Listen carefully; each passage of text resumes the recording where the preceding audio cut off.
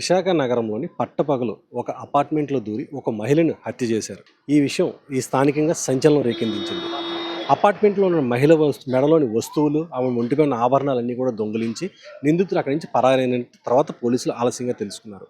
అయితే ఈ సంఘటన గురువారం సాయంత్రం చోటు చేసుకుంది. అంటే వెళ్తున్న సమయంలోనే ఈ యొక్క బంగారం ఆభరణాల కోసం లోపలికి వచ్చిన వ్యక్తి ఆమెను హత్య చేసి అక్కడి నుంచి వెళ్ళిపోయిన తర్వాత సాయంత్రం ఆమె భర్త ఇంటికి వచ్చి చూస్తే కానీ ఈ విషయం తెలియలేదు. ఈ సంఘటన విశాఖ నగరం మధ్యలో ఉన్నటువంటి అక్కేపాలెం ప్రాంతం 80 ఫీట్ రోడ్డుకి సమీపంలో ఉన్నటువంటి శ్రీనివాస నగర్లోని ఒక అపార్ట్మెంట్లో చోటు చేసుకుంది. ప్రస్తుతం ఇప్పుడు మనం అక్కడ ఆ అపార్ట్మెంట్ దగ్గరే ఉన్నాం. ఇక్కడ మనం చూసినటువంటి ఈ అపార్ట్మెంట్ ఏదైతే ఉందో PRK NAG ఆనంద్ హైట్స్ అనే ఈ అపార్ట్మెంట్లోనే ఈ సంఘటన చోటు చేసుకుంది.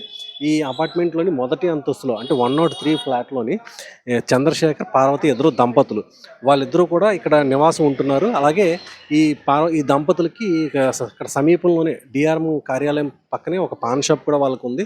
ఆ పాన్ షాప్లోని అతను భర్త చంద్రశేఖర్ పాన్ షాప్ని నిర్వహిస్తూ ఉన్నారు. ఈ క్రమంలోనే నిన్న అంటే ఏదైతే గురువారం నాడు అంటే 14వ తేదీ సాయంత్రం ఈ సంఘటన చోటు చేసుకున్నట్టుగా తెలుస్తోంది. అయితే ఈ విషయం తెలుసుకున్న భర్త ఇంటికి వచ్చి పోలీసులకు సమాచారం ఇవ్వడంతో ఈ విషయం పూర్తిగా కూడా వెలుగులోకి రావడం జరిగింది. అసలు వాస్తవానికి ఏం జరిగింది అంటే 14వ తేదీన అతను భర్త చంద్రశేఖర్ ఇంటికి వచ్చి భోంచేసి కాసేపు రెస్ట్ తీసుకున్న తర్వాత సాయంత్రం తన నిర్వహిస్తున్నటువంటి షాప్ తెరవడం కోసం అని చెప్పేసి తిరిగి మళ్ళీ DRM కార్యాలయం ప్రాంతంలోకి వెళ్ళడం జరిగింది. అయితే అతను వెళ్ళిన కాసేపటికి భార్య ఎవరైతే పార్వతి ఉన్నారో భర్తకు ఫోన్ చేస్తే భర్త ఫోన్ ఎత్తలేదు. సరే ఏదో పనిలో ఉన్నారని చెప్పేసి తర్వాత మళ్ళీ వాళ్ళ బంధువులకి ఆమె వాట్సాప్ కాల్ చేసి కాసేపు మాట్లాడింది. తర్వాత సాయంత్రం 7:30 సమయంలోని భర్త చంద్రశేఖర్ ఇంటికి వచ్చారు. ఇంటికి వచ్చి ఫ్లాట్ తెరిచి చూసరికి ఫ్లాట్లో లోపలన్నీ వస్తువులన్నీ చంద్రవందరగా ఉన్నాయి. దీంతో అతనికి అనుమానం వచ్చి భార్యని పార్వతిని పిలిచేందుకు ప్రయత్నం చేయగా ఎక్కడ కూడా ఆవిడ కనిపించలేదు. చివరికి లోపల గదిలోని ఒక మంచం కింద ఆవిడ కాళ్ళు కనిపించాయి. దగ్గరికి వెళ్ళి గట్టిగా పిలిస్తే ఆవిడ అందుకే పలకపోవడంతో కిందకి తొంగి చూసేసరికి ఆవిడ కాళ్ళు కట్టేసి ఆవిడ విగతజీవిగా పడి ఉంది. వెంటనే అతను అనుమానం వచ్చి పోలీసులకి సమాచారం ఇవ్వడంతో స్థానికంగా ఉన్న పోలీసులు సంఘటనా స్థలానికి రావడం జరిగింది. అదేవిధంగా అక్కడికి వచ్చిన తర్వాత ACP లక్ష్మణమూర్తి కూడా స్వయంగా ఇక్కడ పరిస్థితిని అంతా కూడా పర్యవేక్షించారు. తర్వాత జరిగిన విషయంపై దర్యాప్తు కూడా మొదలుపెట్టారు.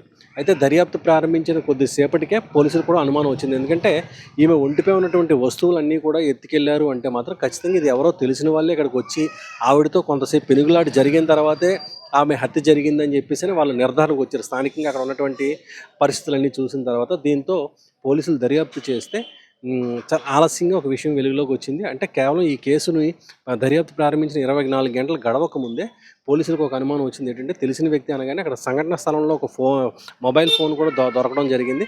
అది నిందితుడి మొబైల్ ఫోన్గా భావించి పోలీసులు దర్యాప్తు ప్రారంభించారు. అయితే అతను నిందితుడు ఎవరో కాదు, వీళ్ళ ఇంటికి సమీపంలో ఉన్నటువంటి ఒక మంగళ షాపు యజమాని. అంటే ఈ షాప్ ఏదైతే ఉందో ఈ మంగళ షాపు అది ఎవరైతే ఇప్పుడు చనిపోయిందో వాళ్ళ దగ్గర అద్దెకి తీసుకుని అతను నిర్వహిస్తున్నాడు. కొన్నాళ్ళుగా అతను అద్దె కట్టకపోతే వీళ్ళు రోజు కూడా అద్దె కట్టమని చెప్పి నేను నిలదీయడంతో అతను ఇంకా తప్పని పరిస్థితుల్లో ఇంటికి వచ్చి ఈ విధంగా ఆమెని హత్య చేసాడు. అలాగే మెడలో వస్తువులు కూడా లాక్కుని వెళ్ళిపోవడం జరిగిందని చెప్పి పోలీసులు నిర్ధారణకు వచ్చారు. ప్రస్తుతం 4th టౌన్ పోలీస్ స్టేషన్ పోలీసుల కస్టడీలోని నిందితుడు రాము అనే ఒక బార్బర్ ప్రస్తుతం పోలీసులు అదుపులో ఉన్నాడు.